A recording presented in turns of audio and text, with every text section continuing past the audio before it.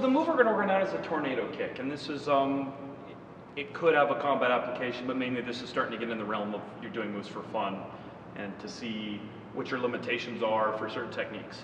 So on this one, I actually stand southpaw. I could do this both stances, but this is one where I'm actually kicking with my right leg.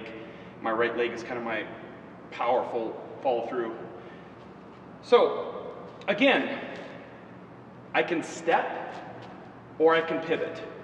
I'm going to step, right? Now you can actually step all the way over square if you want. So we'll just do that. So as I step, I'm actually turning full facing.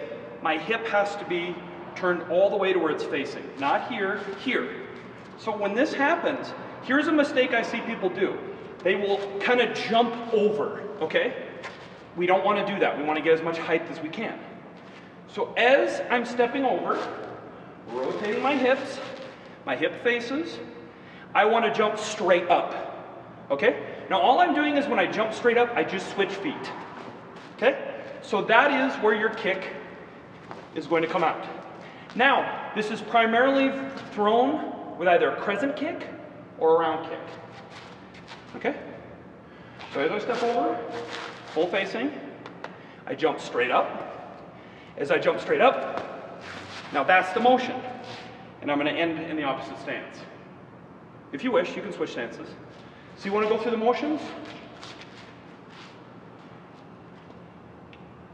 You know what, you can just get right there, step it over. Full facing. This hip has to be all the way around. If I jump from here, it's too soon, and I want to spot my target. Okay. Try that again. Okay. So. Turn over, yep, and you're pulling all the way to that hip, yep. And then from there, as you jump and get your weight a little more here, you're going to go straight up. That's absolutely right. So that is the motion. That's great. And so basically with this, okay, and I'm telling you, this straight up motion is so important because people will jump in with their knee and they're losing height that way. Okay, so as I step over, full facing, hands up, I jump straight up. As I jump straight up, that's going to come over. So this takes a lot of practice to coordinate your body, but you'll notice people will make this really complicated by jumping from here. That's too soon. Turn, jump, full facing as I'm spotting my target. Okay, so I don't know if I normally advocate this for a combat situation, but people have made this work. And this is the combination that I've seen work. I've never tried to throw this in a real fight myself. This to me is more of showing off. Showing off, absolutely. But we'll throw it in there because I have seen it.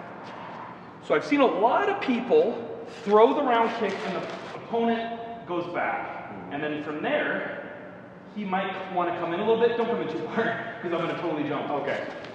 Okay. So that's the application I've seen. Miss a round kick, opponent comes in. Now I want it, when I do this, if I do try this for combat application, don't try to bring your leg too high. Keep it semi.